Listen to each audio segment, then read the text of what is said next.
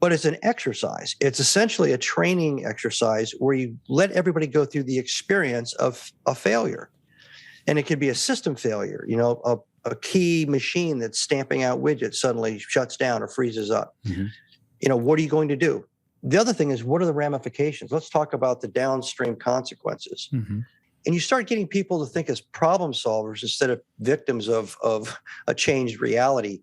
And also you're showing them that you see them as problem solvers. They're part of the team. They're part of the solution design group.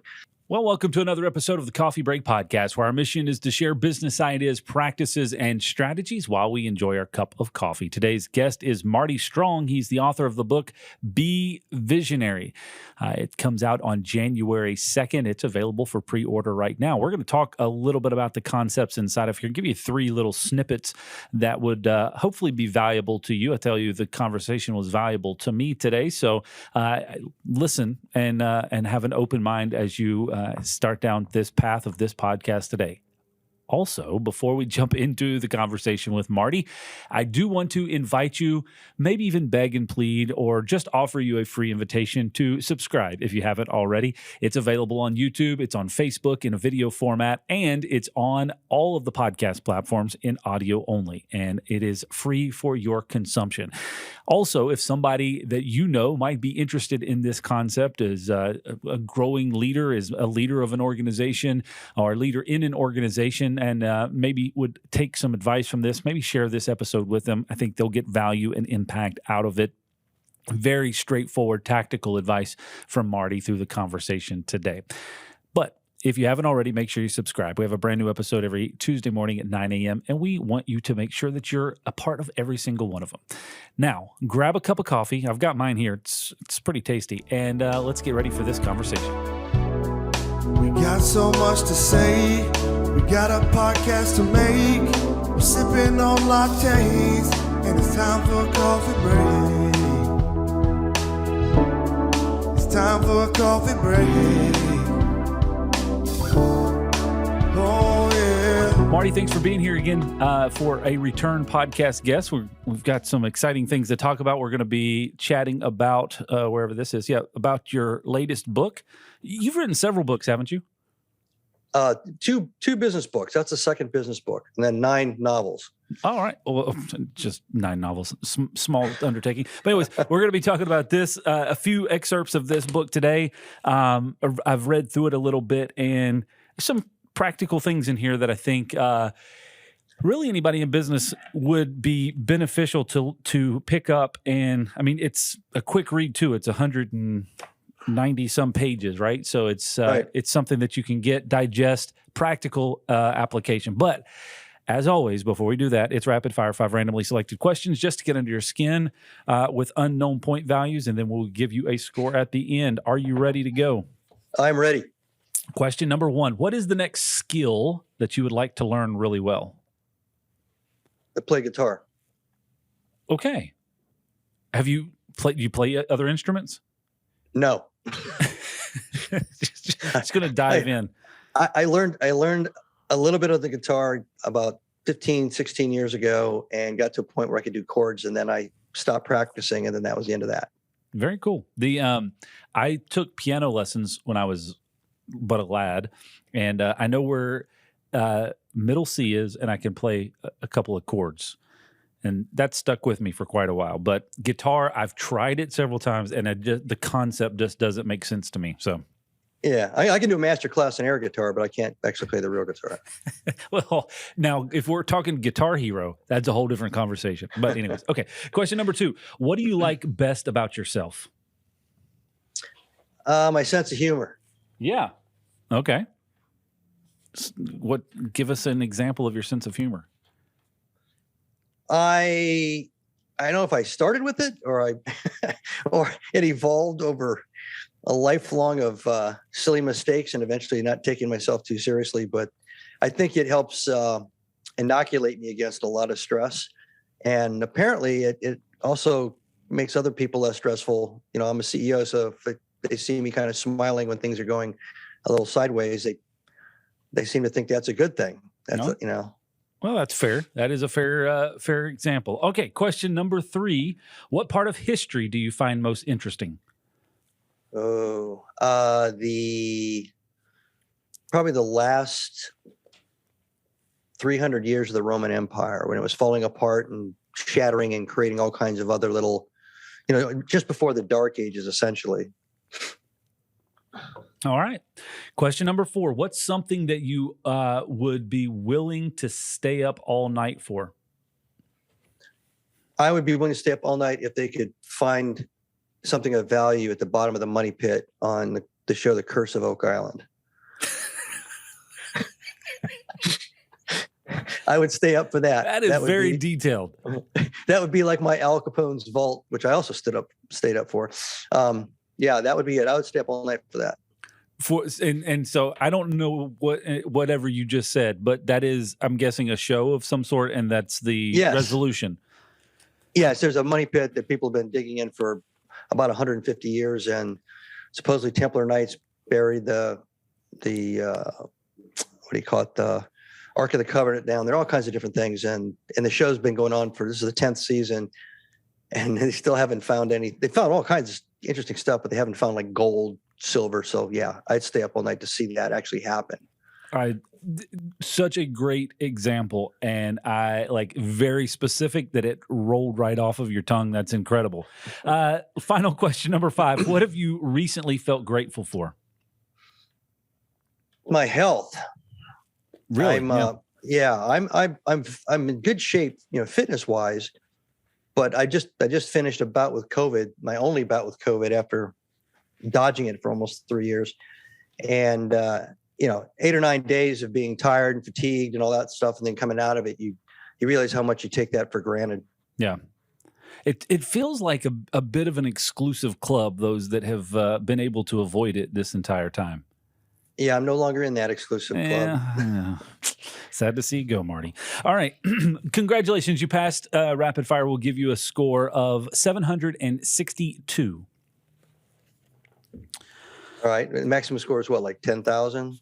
I don't even know what the max. I guess the maximum score is infinity, but I don't really even know how you would put that. Anyways, okay, let's jump into the conversation about the book Be Visionary, Strategic Leadership in the Age of Optimism, or optimization, because I can't read. Also, thanks for the signature on here. I will sure.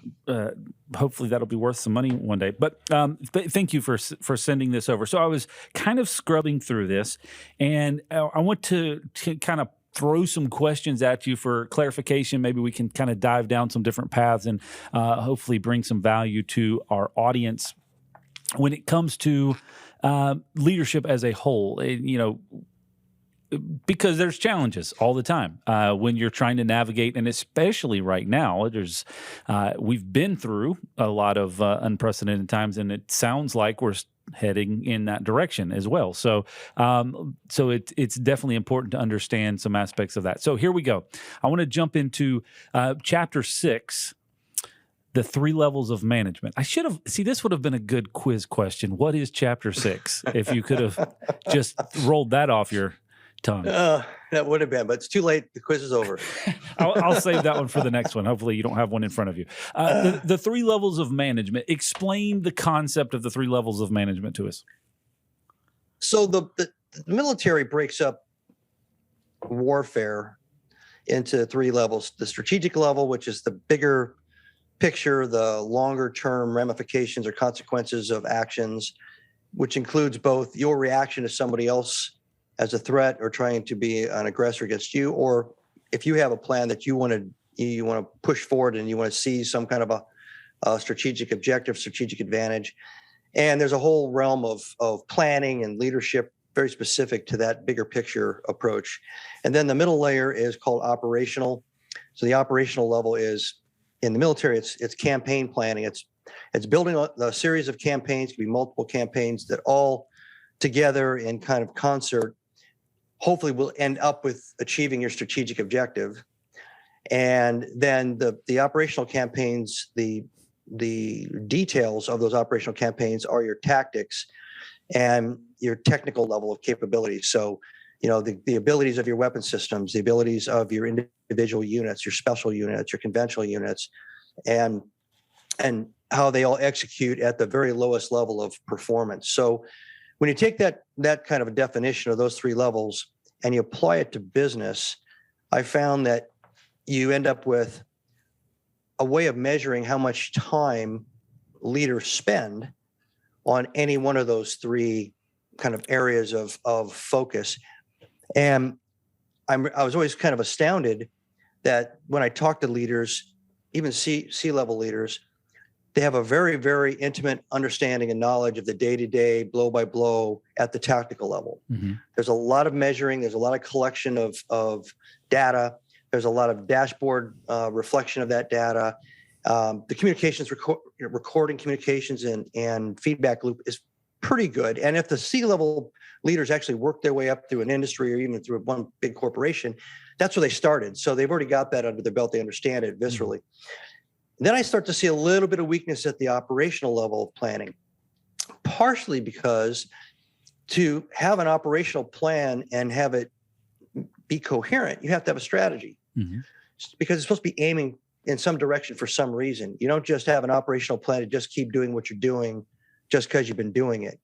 So I'll give you an example. If your strategy is to penetrate into the European market with your goods and services, and you know about when you'd like to have a footprint, and you know when you'd like that beachhead or that footprint to expand and at what rate of expansion over what time, then you say, okay, so that's where we want to go, and that's when we want to be there, and that's what we want to look like. So then you start back planning, how do we get there? And that's what informs and kind of affects the construct of the operational management piece.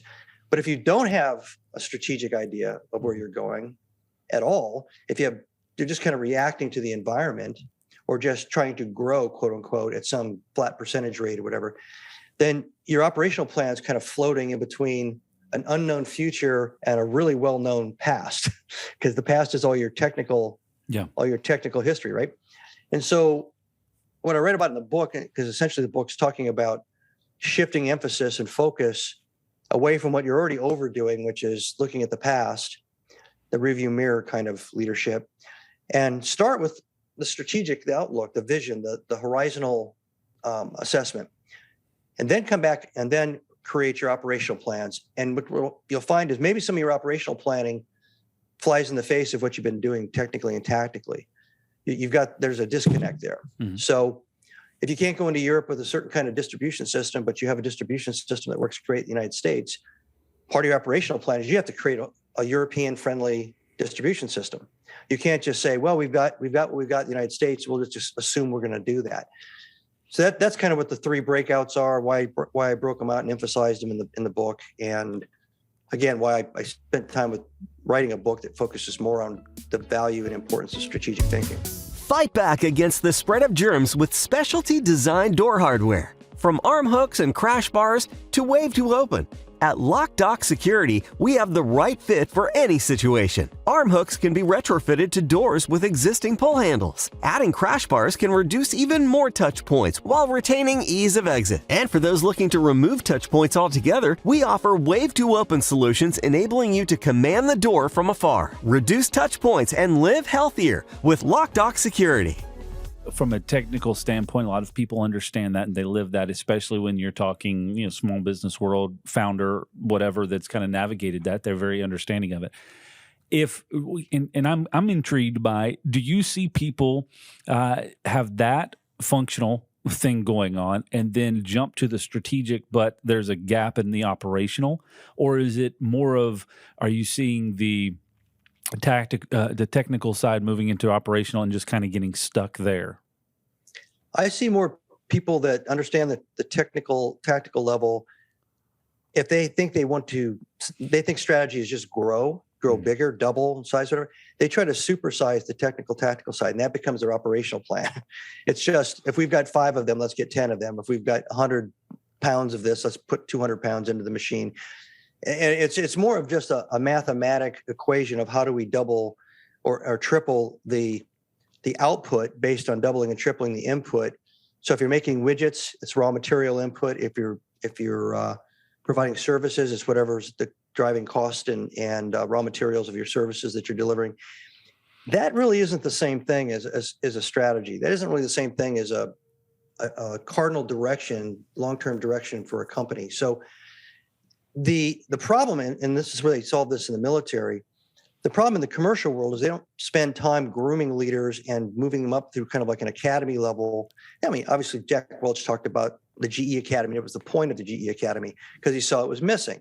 How do you evolve a low-level manager to a middle-level manager to a senior manager to a director to a divisional VP? You see what I mean? And because at each level, they should have a different focus, and they should start looking less and less at the tips of their toes and more out at the end of the parking lot, and then eventually, across the ocean to the other side of the pond. So what the military does is it has a grooming process, and you go through different war colleges and you go through different kinds of training so that you don't fall behind, and you learn that your new job now is to let somebody else think about tactical and you think about operational. And then eventually, when you get senior enough, your new job is to stop thinking about operational and start thinking about strategic, the bigger objectives.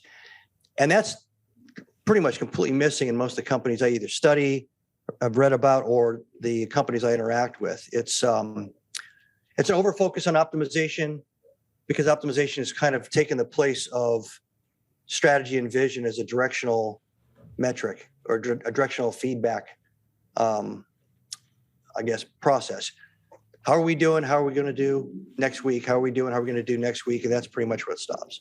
See, the old mantra, what got you here won't get you there. And I think way you said it was, you've got a process, you've got the thing that's working, and the concept, if you get stuck too much in the technical and the operational, is just multiplying that in a mindset exceeds or continues growth without getting out of that mindset and getting into long-term strategy. You're going to hit a point of limitation or frustration, I'm guessing, through that cycle. Right. So if you're in manufacturing or production and you're making a product and your competitors are coming up with a different way to make it or a better way to make it or a completely different product with more bells and whistles than your product has, doubling down on what you're doing is not the right way to go. You need to actually change what you're doing. That's different. Yeah. And same thing if the model of the business, if in the environment, whether it's a pandemic induced change in the business model, or whether it's a recession driven change in your business model, if you just stick with the same business model, let's say you've got lots of brick and mortar and lots of full-time employees, et cetera, but your sales are going down and your margins are shrinking because now you have to start cutting prices to get your sales back up. What you don't realize is that you're competing against companies that gigged out 3 years ago, and you're competing against people that aren't paying full-time benefits.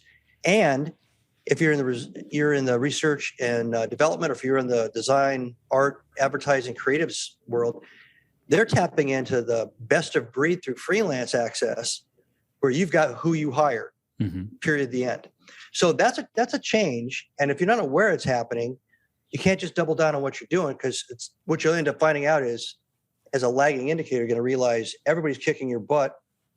And that's the reason they're kicking your butt, but they started kicking your butt 3 years ago. Yeah. So you're way behind the change curve. So you have to think about leapfrogging and bouncing ahead of what's going on.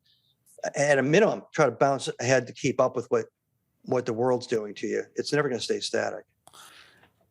On that note, jumping ahead to chapter 13, making the aspirational actionable. You've got a section here on refining as you go.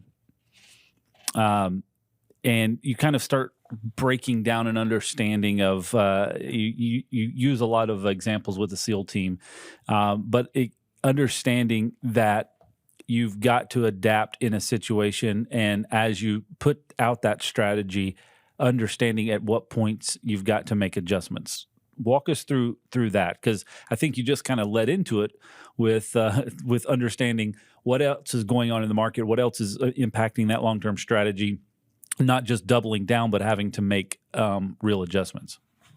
So there's two ways to pursue a strategy. There's kind of a whole cloth shut everything down and build everything from scratch for the new way you want to do business, and then turn on the lights whenever you're ready to go. The other one is to kind of segue or transition into it. So you might go through your current status. You have a midpoint hybrid kind of approach. That might be in a year. You transition to the hybrid approach, and then you start transitioning away from the hybrid approach to whatever it is that you want to be as an end state. Which means that if you both of those make the aspirational strategic vision achievable, the first one's pretty draconian, just to shut everything down and just wait. Like, we're going to replace all the rides in Wally World, and it's going to take us 9 months. So we're shutting Wally World down for 9 months. Shut the whole thing down. Yep. Right. And then when we turn it back on again, it's going to be a better place. Not too many businesses are capable of doing that. So the second way of doing it, the kind of transitional segue, still allows you through incremental steps to pursue a dynamic change in the way you're doing business. Unfortunately, the first one is too scary. It would work, and it's too expensive, and so nobody does it. The second, unless it's shut down and somebody else buys it, right, in bankruptcy or something, they reinvent it, and now it's back up, and now it's a whole new thing. And the second one, some people believe it's just going to take too long. They don't believe it's ever going to get there, so they just decide not to do it. They decide not to pursue those baby steps. They want a bigger, more dramatic. This is sometimes investors on the outside, sometimes the C-level people would like to see they're sold on the new idea, the new vision, and they want to get there real quick. Mm-hmm. But it's very disruptive, and it's very destructive unless you have all the money in the world you can throw at this thing to try to just make a huge leap of faith as a business. So what I try to do in the book is I try to show that incrementalism and that kind of operational plan that you put together to pursue the visionary strategy that you've got approved and you've got resourced, that it's going to take time. And over time, you're going to start finding things that didn't align perfectly. The assumptions that you started with may tweak a little bit. It doesn't mean you throw the entire strategy out the window. It just means you start adjusting and you keep modifying, kind of trimming the sails on your operational plan. Mm-hmm. It may be how much you're spending. It may be the way you're spending, the pace of spending.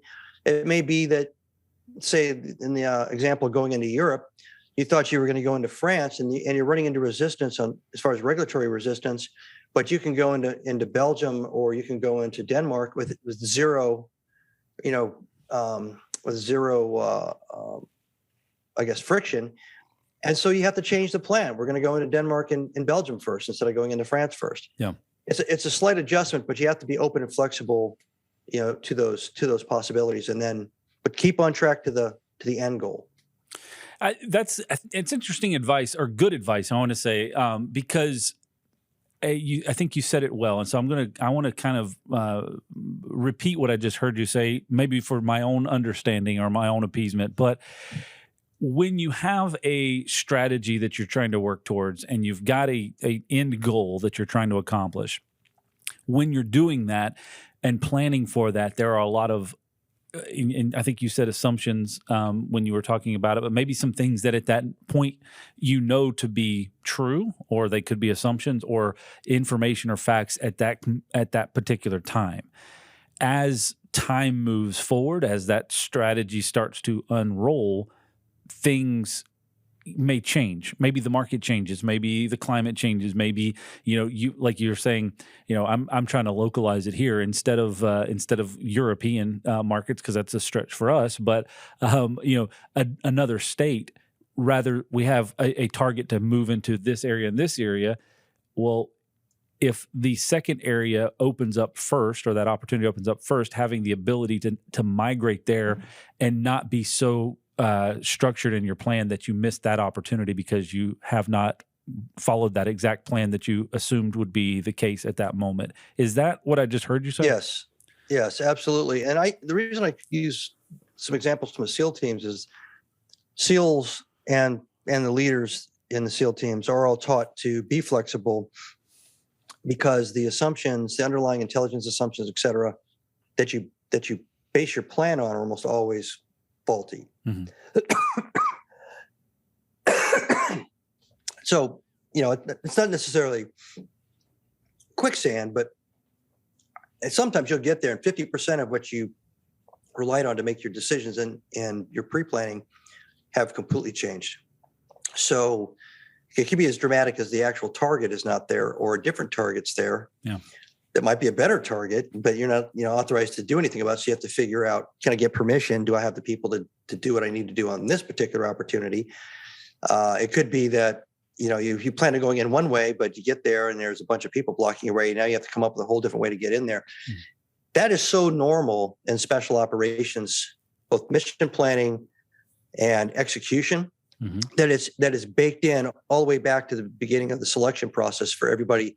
Anybody that's in a commando unit around the world, that's part of the uncertainty factor that's baked into the selection process, so that you find people that have that psychological resilience and that flexibility and that creativity to be able to roll with the new assumptions, to roll with the new data, but they're still on the clock and they still have to get something done, right? So yeah, it's applicable to business too. Managing your facility, properties, and projects is hard enough. Trying to find an emailed quote in your overflowing inbox is just one more annoyance, especially if there are multiple versions. We're working hard to make your life easier by providing all the information you need in one place. Now you can request service at a date and time that works for you.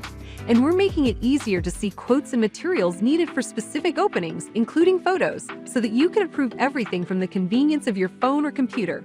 Log in to start using it now. Visit customer.locdoc.net. So, okay, I want to dig in on this, if you'll allow me. On that note, so you just said baked into the process, it's maybe there's at the beginning you're laying out a strategy and say, hey, this is our plan. Also, here's kind of optional choices that we may have to make down the line. But also there's maybe some optional choices that we don't know yet because they haven't made themselves apparent. But you just also said it's part of the selection team with the people that are involved that they can roll with the punches. So that's the SEAL application. Bringing that down into, Bob and Joe's business, Bob and Joe's bakery. We've planned that we're going to do this, and things have changed. And not everybody in the organization, not everybody in that business is as adaptable. What are some tips that you would give a business owner or a leader in that situation when maybe there wasn't the foresight to share those potential changes at the beginning, or maybe they were, but they just are still not part of the process? What is the thing that business owner needs to be aware of as they're navigating the adjustment? Great question. And my answer is to basically do the same thing that they do in the SEAL teams, and it's called scenario-based training. It's experiential training. So you can do it sitting around a coffee table. You can do it before the shop opens up in the morning. You can do it, you can carve a lot of time aside if you want to, but you don't really need that. Just sitting around, it's like contingency planning, contingency thinking. You pull the team together and you say, okay, what happens today if our shipment of food doesn't show up? What are we going to do? Anybody have any ideas? And you start getting people to think as problem solvers instead of victims of a changed reality. And also you're showing them that you see them as problem solvers. They're part of the team. They're part of the solution design group.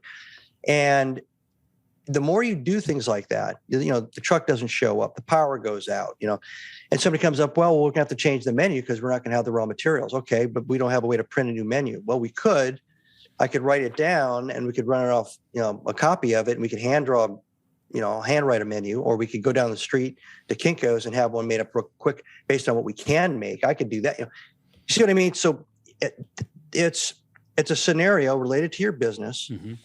It could be a supply chain disruption. It could be the transportation to get to an important meeting is shut down for some reason. There's a lot of different things you can use. But it's an exercise. It's essentially a training exercise where you let everybody go through the experience of a failure. And it could be a system failure, a key machine that's stamping out widgets suddenly shuts down or freezes up. Mm-hmm. What are you going to do? The other thing is, what are the ramifications? Let's talk about the downstream consequences. Mm-hmm. And then you start getting into like customer communications. We got to tell somebody they're not going to get their order. We have to tell somebody, and everybody starts thinking more like like problem solvers and actually kind of like business owners and business leaders. And then you get that kind of group mind approach to inputs on how to fix things and how to make things better. The other thing that happens from that is people start seeing a utility for certain kinds of tools and workarounds that are on standby all the time in case of a contingency. It's kind of like a fire extinguisher. Yeah. You know, if you talk about having a fire enough and somebody goes, well, maybe we should have a fire extinguisher. Okay, let's get a fire extinguisher. And then it's sitting there all the time just in case. So you can actually create processes and workarounds, tools. You can have a couple of extra bodies that, a couple of independent contractor types that, would run in, maybe a trucker that 2 or 3 truckers you have on speed dial that would come in and immediately pick up the slack because your truck broke down. Mm-hmm. You could have all those things because you talked about it. And as you were going through and doing it as an abstract training exercise, you're coming up with actually great ideas to put in place just in case. Mm-hmm. All right. Final thought here on one less thing on the book that I want to get to some thoughts on from you.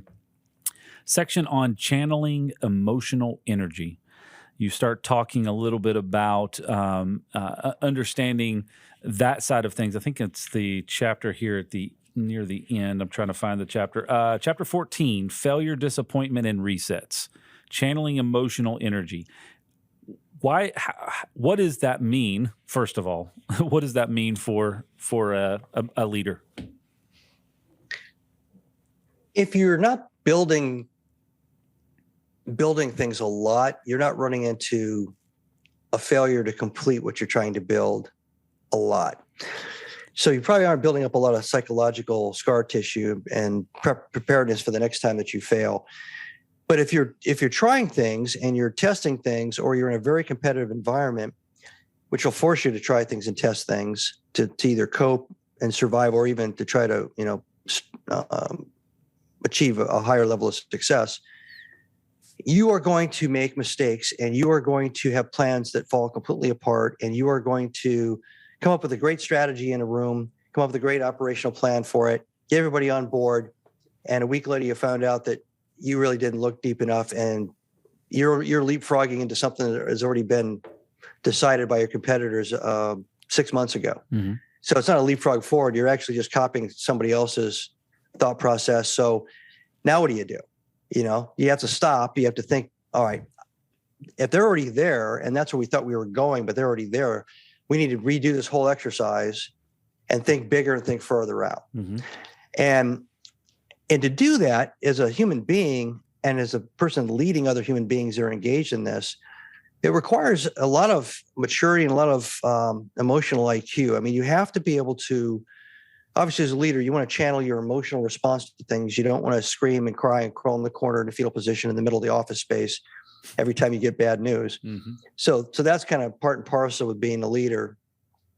And yet the other part of it is the kind of the flip side of that negative dramatic reaction. Good leaders absorb the hit, take a deep breath, and start thinking about what's the next thing I need to do to get this thing back on track. Mm-hmm. They think they immediately shift from a negative piece of information and the initial emotional reaction to that, because they're human, mm-hmm. to a positive attack, kind of lean forward approach to solving the problem. And then they have to have that same conviction, that same approach to communicating to everybody else what just happened, and then immediately get everybody to roll their sleeves up physically or psychologically, mm-hmm. to start problem solving instead of sitting there and dwelling on the event. Mm-hmm. Now, it could be an actual event, or it could be that you actually have been working really hard, like in the context of Be Visionary, and sometimes people take too long on these projects. So let's say you gave yourself a year to build this operational plan to shift, and you get towards the end of the year, you're at 10 months, and all of a sudden the market falls out on you, or somebody else comes out with a whole new way of doing business, which makes your entire strategy and the plan that's supporting it useless. Mm-hmm. Again, what are you gonna do? What kind of reaction is appropriate for a leader and for an organization? Do you just, sit down and start drinking, or do you take a deep breath and say, okay, it's not the process we followed. Maybe we took too long. Maybe we analyzed too much. Maybe we dragged our feet too much. Maybe we didn't look far enough out. We really didn't. Our strategy was only 12 months out. It wasn't really 36 months out. So these are all things that you have to be able to do to be able to cope with failing, in a small way, failing in a big way, and also when the whole plan starts to fall apart, so that you can get back up on your feet and start all over again. Great words of advice, Marty. I appreciate the time today. I really needed this conversation, so I hope it was impactful to some folks that may be listening or watching to it.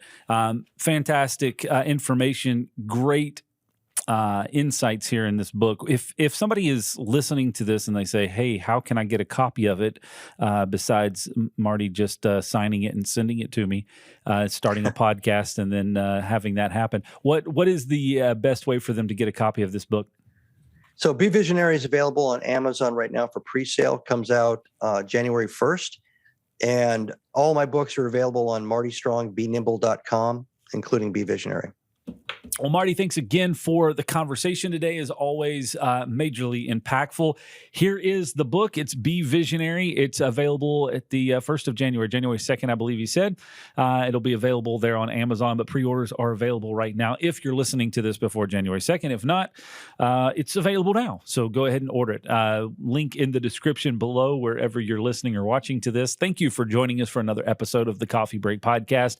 We do have a brand new episode out every Tuesday morning at 9 a.m., so make sure you're subscribed on wherever you're hearing or seeing this. If it's Facebook, if it's on YouTube, or whatever podcast platform, hit the subscribe button. It'll make sure that you get notifications as soon as the next episode is released. Thank you for joining us today, and we'll see you next time right here on the Coffee Break Podcast.